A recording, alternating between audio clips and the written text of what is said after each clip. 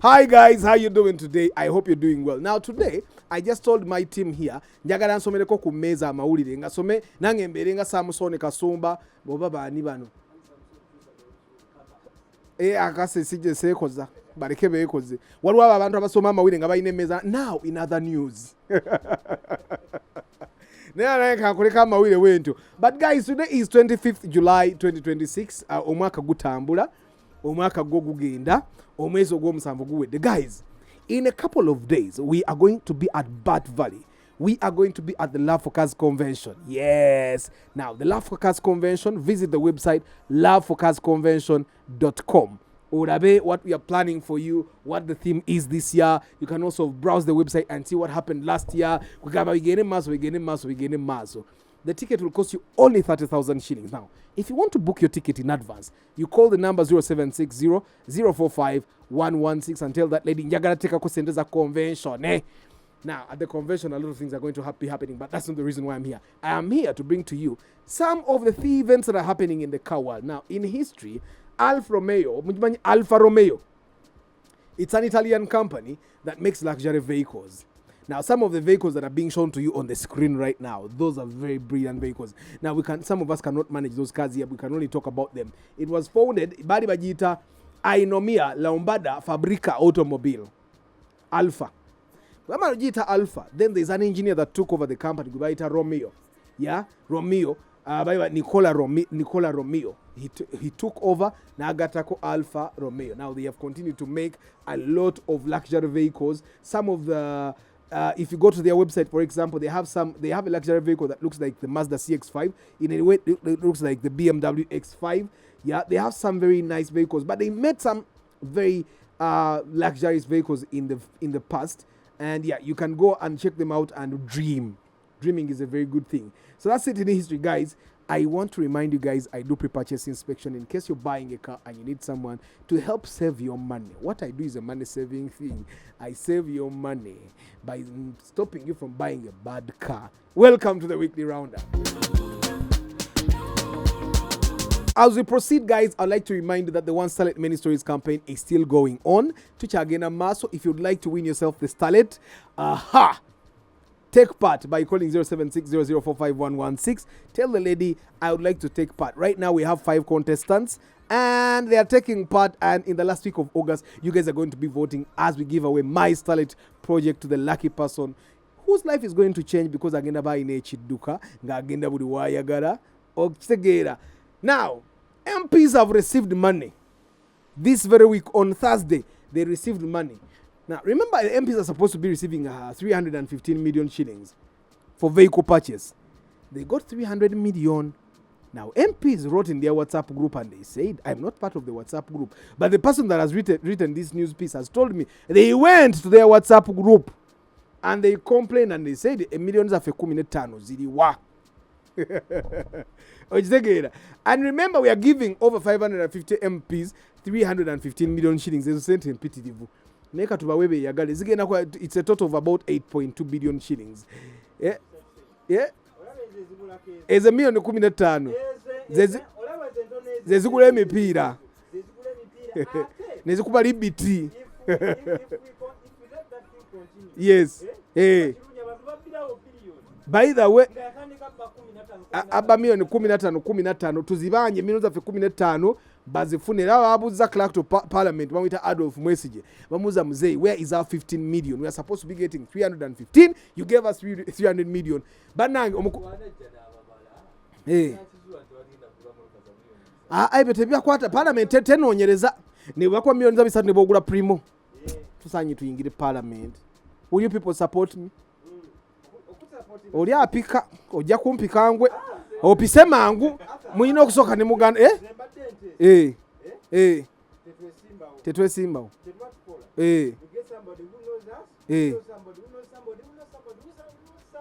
babeka ekibiina kye batuyingizaamu nga tetukola nnyo naye nga weetuli ez'emmoroka za mmoroka ezo ez'emmoroka olina okkuba emmeza ga sente zange za mmoroka. So anyway, naitwa alingide kubanga sente sebo nyingi milioni 3 nga za moroka nebe mpite bazigula teriye mu pyagula moroka milioni 3 taliyo.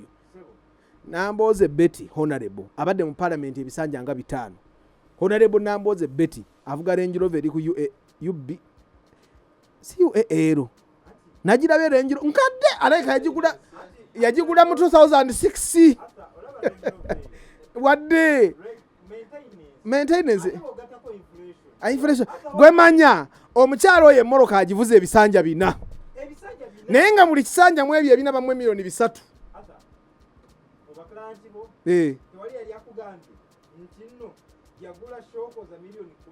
ekisoboka naye Namboze tebasobola kumubba. Namboze nga mujagujagu Namboze muganyiriza ate ekikulaga Namboze muganyiriza MP we mukono era abeera mukono ba MP abalala babeera Kasese nga babeera Kololo we Kasese abeera Muyenga Namboze yasigala mukono mu bantu be. But anyway guys, ba MP bo bafunye sente zaabwe. And also what is happening in Uganda, do you guys know that people that construct roads don't bid? Do you know what the bidding process is? The government says we want to construct such a road. Nebagamba, people that are qualified come and place in your bids and we pick the best. Munange Minister Byabakama yagenze mu Parliament 20th July n'abagamba nti nno yadagamba the Physical Infrastructure Committee ng'abagamba nti the people that construct Ugandan roads munange they don't bid.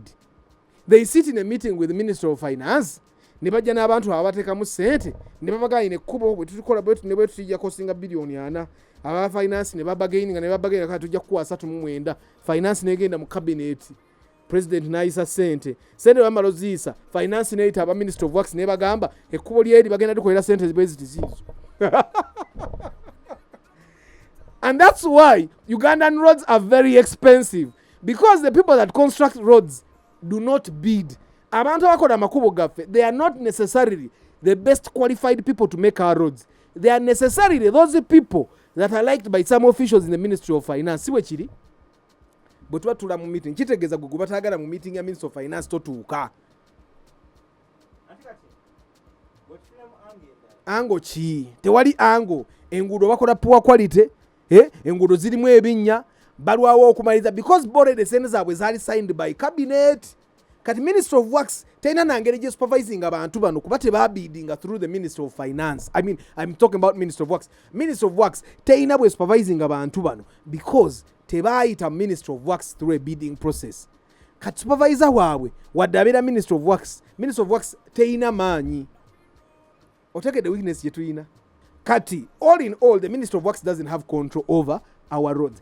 That is kachira bikali byayitanga mu finance ne bigenda mu National Roads Authority ne sarawani gwe contract kati we babijjayo aba Uganda okaba bwoseka. And then of course abroad in the United States there is a dealership, a Nissan dealership there that had to apologize after a TikTok complaint got viral. TikTok is very powerful everywhere.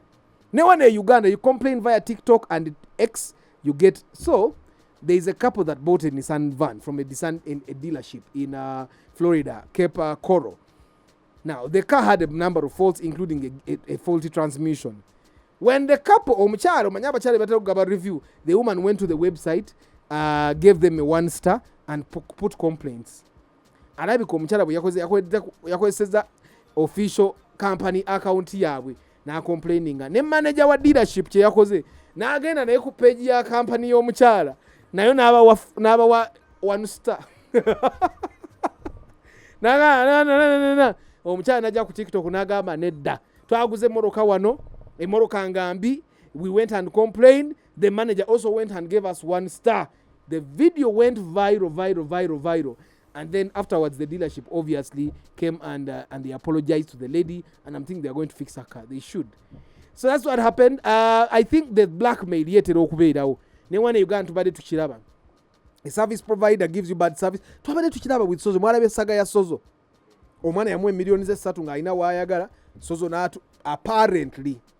Manyo musajja ayinza okubeera obusungu bwe n'abujjayo n'abuleeta ku nze. But apparently mbu omukyala yasasula millions kadama sente zaabwe za bulumi. Mbu yasala millions 3 epuloti ye ne bagitunda nga bamutwala gy'atayagala n'abagala okusinza bwenda munziriza akasente kange. Ne bamugamba buli mulundi gwe twalambuza abantu tugenda kusala emitwalo ameka 3 nakkiriza ne baka tugenda kuwa emitwalo 5 buli wiiki. Efo kyata ne bamuwa 3 emirundi emeka ne balekera awo kane batandika obusungu okitegeera kati bwe yajja complaininga nga bimanyi nti omuntu ow'amaanyi oli naafuna nabo ne bakuba akawala bakakuba bakazza wansi ate omanyi abo abaana bagenda abamu bagenda mu biyumba nga they have low self esteem ya kati omwana agenda alina low self esteem bwe bajja abantu 10 nga bonna boogera bonna b'amaanyi she loses direction n'atandika okustamaringa. So but anyway we have seen that happen, but I am sure so agenda kuddiza omwana oyo million 3 ntono nnyo ne bwozimuwazo nanganze bwenziza abantu sente za inspection ekyo kyetikitigera sozo nkusabira mukama kino akikuyiseemu ogule emmoroka nnyingi nnyo kubanze ndi muntu wa mmoroka amataka bagagule ogule emmoroka oyinza n'okumpita naye ayinza okumpita okukebera oyo obanga agantalafiya. And then of course Mazda in Japan, they are planning to start creating electric vehicles and hybrid vehicles. The pressure is there, guys. The hybrid vehicles and electric vehicles, I think the pressure is increasing mostly because the Chinese guys are making a lot of electric vehicles. And for you to compete with the Chinese guys, you definitely have to pull your socks up. I don't know if Mazda is actually going to be making better cars now. For us as Africans, of course, Mazda cars have never been made for Africa. Otherwise, if they made cars for Africa, we'd have a dealership somewhere in South Africa or Kenya or Tanzania, but we don't. So Mazda is a Japanese brand or European brand. They don't make cars for us, but they are planning to start making electric and hybrid vehicles. And of course, BMW is pulling out of the Paris Motor Show now. We have not previously been talking a lot about it, but every event, most of the events, the Love of Cars Convention has not yet gotten sponsors, but every event has sponsors, and BMW has been a lead sponsor for the Paris Motor Show for a very long time. You guys know, even from last week, we said a lot of auto manufacturers are struggling to make ends meet. And because of that, when big companies like BMW start not making money, one thing they do is start cutting costs. Now, abantu bayinza okubanga bakirabanga Paris Motor Show, oba BMW is trying to sponsor now, oba bavuddeyo movie strategy, they are trying to cut costs. Ate it's not just BMW. Kati the Paris Motor Show, officially bagimanyi nga Monde de l'Auto. And it's one of the oldest and most prestigious auto shows in the world. It started being showed, in 1898. 1898, bagitandika 1898 neberanga egenda maaso, and now in this year egenda beerawo between October 12th and October 18th at the Paris Exporte de Versailles Exhibition Center in Paris, France.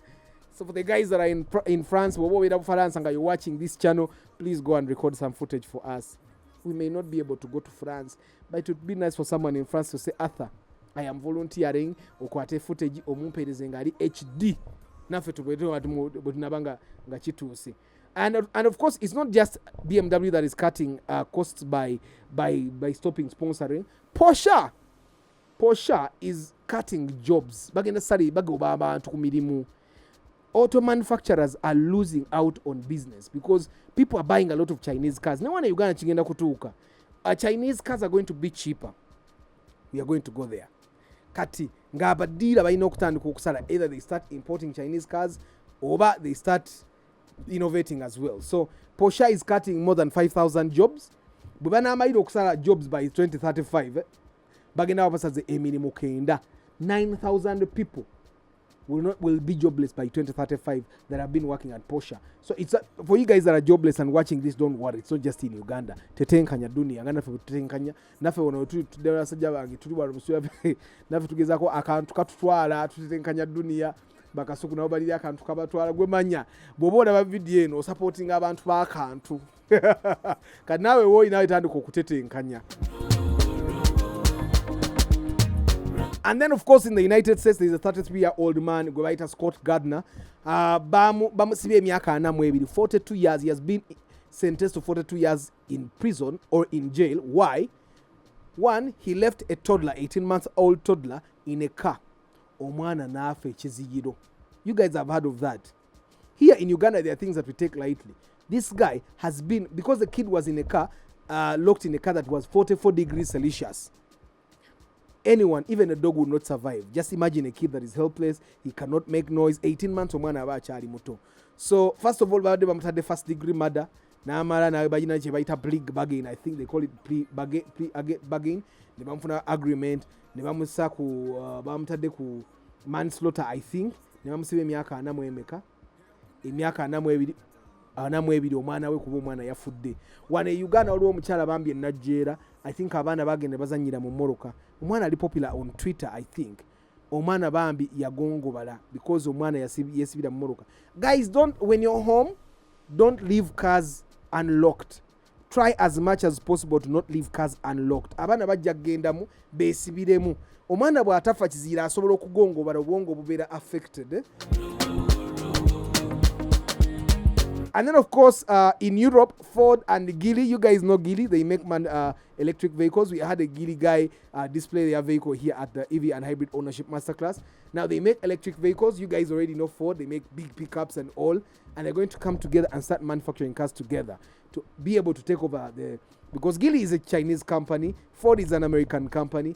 American company wants to take over European market, but then Chinese companies are taking over. So the American company comes together with Chinese company because the American company has a production plant in Spain. They say, come Geely, let's work on cars together here, and then we take over the market. Now, Ford is going to be owning 66% of the partnership, and then Geely will be having 34%.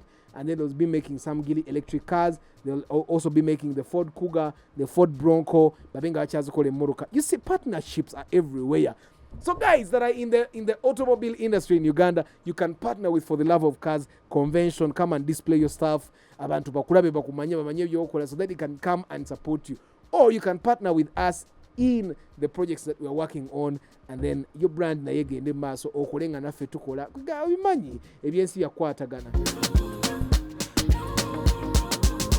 And then, of course, in Melbourne, there is a driver, 39-year-old. He drank, drove the car, emipira ne jabika, n'asigala ng'avuga ku lupanka, emmotoka n'ekwata omuliro nga tamanyi, paka emmotoka bwe yayimiridde. Ne bajja ne bamujja mu mmotoka nga tamanyi, ne bamuwa ne mouth to mouth. Omulimu gwa poliisi muzibu.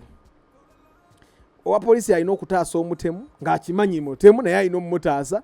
Owa poliisi alina okutaasa omubbi ng'akimanyi mubbi naye ng'alina okumutaasa. So that's one of the things that is funny about it.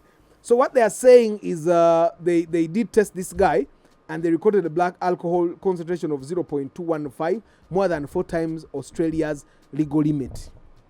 4. Kiteza bagamba nnyo eccupa emu, guy yanywa eccupa endala nnya.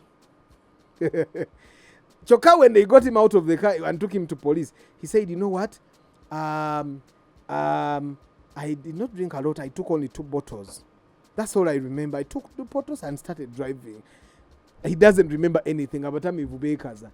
And of course, they are still investigating. Bamutade on police bond, what we call police bond here. Namgamba agende. And then when Bana Marokuno is a demo court at Musibe. From dusty road to dreams of patrol. And then in China, Honda has been producing Hondas in China through a company called the Guangzhou Automobile Group Company. And Guangzhou, tell me surprised that you get the Guangzhou. I'm sure Gogamba Guangzhou.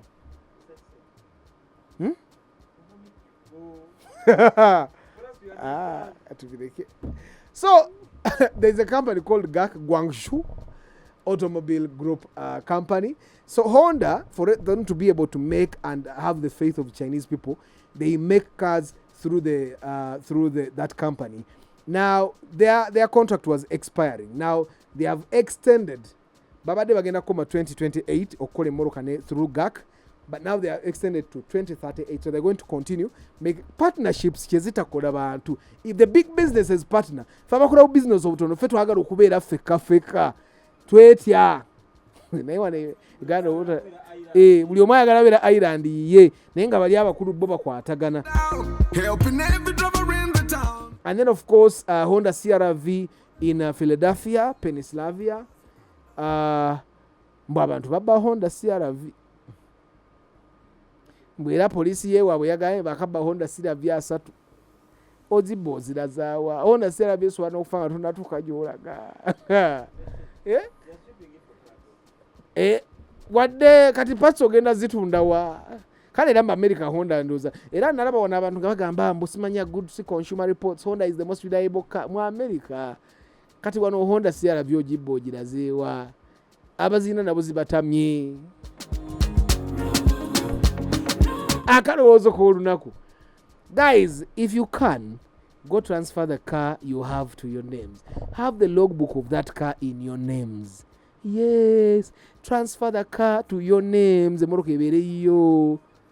Emoroka erwe naafuna obuzibu weba n'agibba bagenda tandika okubuza logbook ate otandika okunoonya nagigula ku gundi ate biki naye wano weba mu mannyago you just print the logbook and take to police. Just ne bw'oba oyagala kwewola ssente weewola mangu emoroka eri mu mannyago.